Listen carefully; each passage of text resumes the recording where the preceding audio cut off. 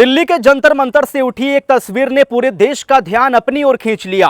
कुछ ही मिनटों में प्रदर्शन, पुलिस कार्रवाई और फिर नेताओं के बयान, सब कुछ इतनी तेजी से हुआ कि मामला सीधे संसद तक पहुंच गया। सवाल सिर्फ एक प्रदर्शन का नहीं रह गया, बल्कि युवाओं की मांग, शिक्षा व्यवस्था और लोकतांत्रिक विरोध के अधिकार पर भी चर्चा शुरू हो गई। 2027 के चुनावी माहौल से पहले इस घटना ने राजनीतिक तापमान को और बढ़ा दिया है।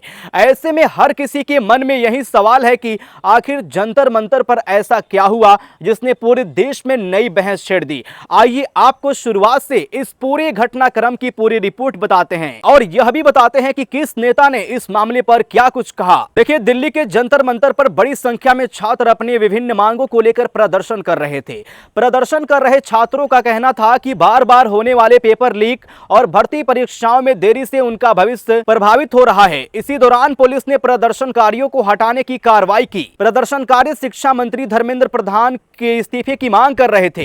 इसके बाद बल प्रयोग और लाठीचार्ज के आरोप सामने आए। कई प्रदर्शनकारियों ने दावा किया कि इस कार्रवाई में छात्र घायल हुए, जिसके बाद यह मामला तेजी से राजनीतिक चर्चा का विषय बन गया। घटना की जानकारी संसद तक पहुंची तो समाजवादी पार्टी के सांसद डिंपल यादव अपने कई सांसदों के साथ जंतर मंतर पहुंची। उनके साथ प्रिया सरोज, इकरा हसन, जियाउर रहमान बर्क सहित कई सांसद मौजूद रहे। प्रतिनिधि मंडल ने प्रदर्शन कर रहे छात्रों से बातचीत की और उनकी शिकायतें सुनी। इसके बाद डिंपल यादव ने सरकार पर निशाना साधते हुए कहा कि छात्रों की आवाज को दबाने के बजाय उनकी बात सुनी जानी चाहिए। उन्होंने आरोप लगाया कि शांतिपूर्ण प्रदर्शन कर रहे युवाओं के साथ सख्ती की गई।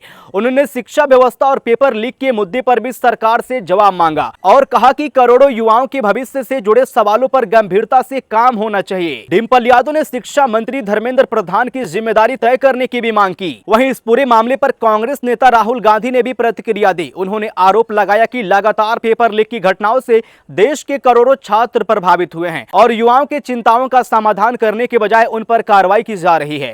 राहुल गांधी ने शिक्षा व्यवस्था और पेपर लीक के मामलों में सरकार से जवाबदेही तय करने की मांग की। समाजवादी पार्टी के अध्यक्ष अखिलेश यादव ने भी इस घटना पर सवाल उठाए। उन्होंने कहा कि छात्रों की समस्याओं का समाधान बातचीत से होना चाहिए। उनका कहना था कि यदि बार बार परीक्षाओं पर सवाल उठ रहे हैं तो सरकार को युवाओं का विश्वास जीतने के लिए कोई ठोस कदम उठाने चाहिए। समाजवादी पार्टी की सांसद इकरा हसन ने भी छात्रों के समर्थन में बयान दिया। उन्होंने कहा कि छात्र अपने भविष्य को लेकर चिंता जता रहे हैं और उनकी बात को गंभीरता से सुना जाना चाहिए। उनका कहना था कि लोकतंत्र में शांतिपूर्ण विरोध हर नागरिक का अधिकार है और सरकार को संवाद का रास्ता अपनाना चाहिए। वहीं आम आदमी पार्टी के सांसद संजय सिंह ने भी सरकार से पूरे मामले पर स्पष्ट जवाब देने की मांग की। उन्होंने कहा कि छात्रों की मांगों और शिक्षा व्यवस्था से जुड़े मुद्दों का समाधान प्राथमिकता के आधार पर किया जाना चाहिए। फिलहाल जंतर मंतर की यह घटना अब केवल एक प्रदर्शन तक सीमित नहीं रही। यह मामला शिक्षा व्यवस्था, पेपर लीक, युवाओं के भविष्य और लोकतांत्रिक अधिकारों को लेकर एक बड़ी राजनीतिक बहस का हिस्सा बन चुका है। विपक्ष लगातार सरकार से जवाब मांग रहा है। आपको बता दें कि अब सबकी निगाहें इस बात पर है कि क्या छात्रों की मांगों को लेकर आगे आने वाले समय में कोई ठोस फैसला लिया जाएगा। क्या पेपर लीक जैसे मामलों पर सख्त कदम उठाए जाएंगे और क्या इस पूरे घटनाक्रम पर संसद में आगे भी चर्चा जारी रहेगी।